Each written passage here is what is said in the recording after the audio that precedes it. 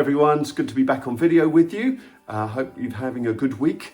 You remember on Sunday we looked at this beautiful message of grace, and if you remember I said that grace is a person, the person of Jesus, and he is grace personified, full of grace and truth, and we've received this grace from Jesus because of his sacrificial death on the cross for us. We received him into our lives, and I hope that as you took bread and you took wine, you were able to receive something of the power and the love and the care of Jesus, who's our good shepherd.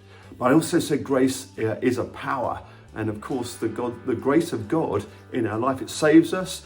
We find there's healing, we find all sorts of wonderful things come to it. There's motivation with the grace of God, not because we have to do things, but because we've received such grace from God. And then thirdly, I said grace is available. It's available to us every day. And I've got some wonderful quotes here, which I just want to encourage you with.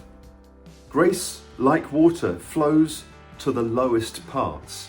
Isn't that wonderful? What a wonderful idea that grace is coming to the lowest parts.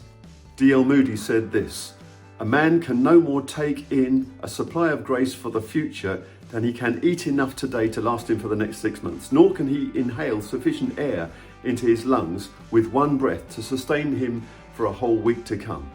We are permitted to draw upon God's store of grace from day to day as we need it. I hope that you are enjoying God's grace on a daily basis. I'll give you another quote.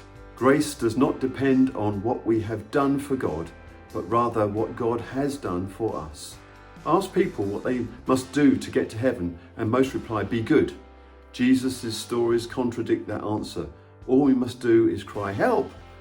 And that's true, isn't it? As we reach out in faith and cry help to God, he is the one who supplies us with everything that we need. Jerry Bridges said this: "Your worst days are never so bad that you are beyond the reach of God's grace. And your best days are never so good that they are beyond the need of God's grace."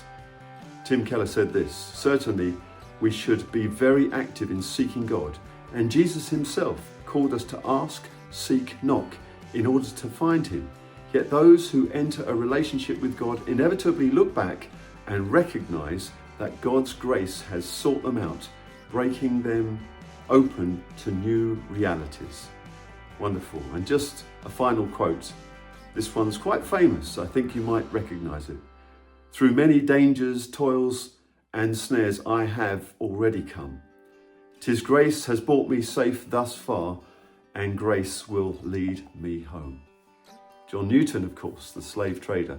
And it was really good to take up an offering for the needy ones amongst us and the needy ones in the community. So we've started this kind of compassion fund, and it's a good thing to do. And I'm glad that we can reach out and provide help for those who are in need. The Bible says there's no needy ones amongst them, and I hope that we can say at King's Arms that is also going to be true. And so let's keep in our prayers those that we know are in need, and let's make sure that we are doing everything that we can to be helpful.